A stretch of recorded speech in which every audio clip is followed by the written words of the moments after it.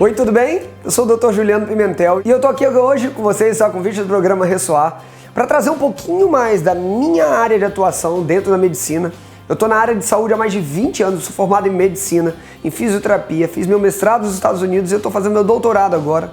Sou autor de alguns livros best-sellers e agora eu vou trazer para vocês um pouco sobre esses mistérios da alimentação e como que você acaba ficando escravo da alimentação e ela te deixa doente no dia a dia se você não prestar atenção nesses detalhes que eu vou trazer aqui para você. E o primeiro detalhe que eu vou trazer se chama glúten. Sabe, muita gente acha que isso é um problema, uma dieta da moda. Se você quer saber mais sobre isso, vem comigo e deixa eu explicar uma coisa para vocês. Eu aposto que em algum momento da vida de vocês já ouviram falar sobre glúten, tá? Ouviram falar que era uma dieta da moda, que não tinha nada a ver, que só quem precisa tirar o glúten é o tal do celíaco. Meu Deus, que trem é esse? Pausa. Antes de mais nada, você tem que entender que o glúten é uma proteína. Agora, mais importante que uma proteína é que você tem que entender que toda proteína que não é digerida, ela vai fazer mal para o seu corpo. E o que é digerir uma proteína? Eu tenho aqui alguns modelinhos, que se vocês repararem, ó, dá uma olhada. Essas bolinhas, as proteínas são essas bolinhas assim. E elas se mantêm unidas. Uma proteína tem várias bolinhas e cada bolinha dessa, ela é um aminoácido. O glúten, ele precisa ser cortado em vários pedacinhos, como toda proteína, e no máximo tripeptídeos, que são 3 aminoácidos juntos. A questão é, nenhum ser humano consegue fazer isso. Nenhum ser humano tem a tesourinha necessária para cortar essa proteína. Tudo aquilo que nós não temos uma tesourinha para cortar, nós denominamos na medicina como intolerância. Vou dar um exemplo. Sou intolerante à lactose. Eu não tenho a enzima lactase que corta a lactose, fazendo com que ela não faça mal no meu intestino. Agora, o glúten, nenhum ser humano tem essa tesourinha. E com isso, o que vai acontecer? Quando a gente não consegue entender que quando nós não temos uma tesourinha para cortar algo, isso faz mal pra gente, isso inflama a gente, isso faz com que a gente tenha rinite, sinusite, dor de cabeça, alergias, dermatites e outras gastrite, refluxo, diarreia, constipação intestinal, enxaqueca. São mais de 300 sintomas correlacionados ao glúten.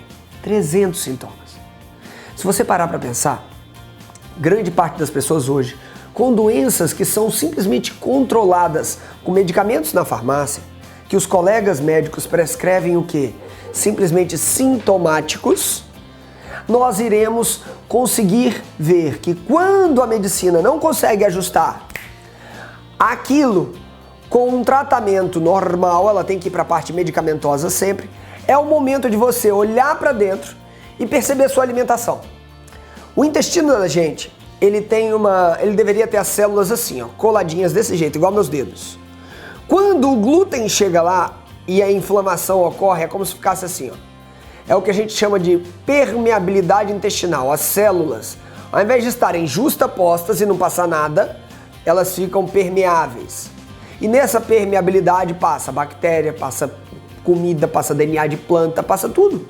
E aí a gente tem uma das principais causas relacionadas a câncer, doenças reumatológicas, inflamações crônicas e outros problemas. Doutor, o que é glúten no final das contas? Eu entendi que é uma proteína. Você quer ver? Eu não sei quantos anos você tem, mas eu tô perdendo aí a casa dos 40. E dentro dessa leva, quem aqui ia no colégio, misturava aquele trigo velho e tirava aquela bola de elástico lá de dentro? Aquela bola de elástico é o glúten, que é exatamente a formação de uma proteína que é como se fosse uma cola. E eu quero te contar um segredo. Você sabia que na natureza isso existe para que os herbívoros, ou seja, aqueles animais que comem plantas, não dizimem, não acabem como espécie? Isso é uma defesa da planta para um herbívoro não destruir completamente a plantação. Então, se você entender que se até o herbívoro, que é um animal que foi formado para comer somente planta, que nós não fomos, tá? Nós temos um intestino e um sistema digestivo de onívoro, uma pessoa que come predominantemente diferente de um herbívoro e de um carnívoro. É um misto entre os dois. E aí nós precisamos ter, o que nós predominamos hoje? Uma dieta plant-based. A maioria dela é planta, com carnes e boas proteínas quando você quiser. Obviamente que quando a gente pensa no glúten, a gente tem que olhar que ele ajudou a tirar a fome de muita gente. Mas eu vou falar um termo aqui que muita gente não vai se sentir bem com isso. O glúten, o trigo, não, ele ganhou o Prêmio Nobel da Paz por conta de quantas vidas ele economizou.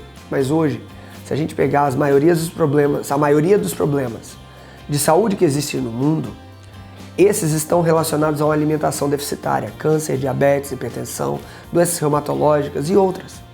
E tudo isso tem o papel dos alimentos com alto índice glicêmico, alta carga glicêmica. Adivinha quem é o principal representante? O trigo.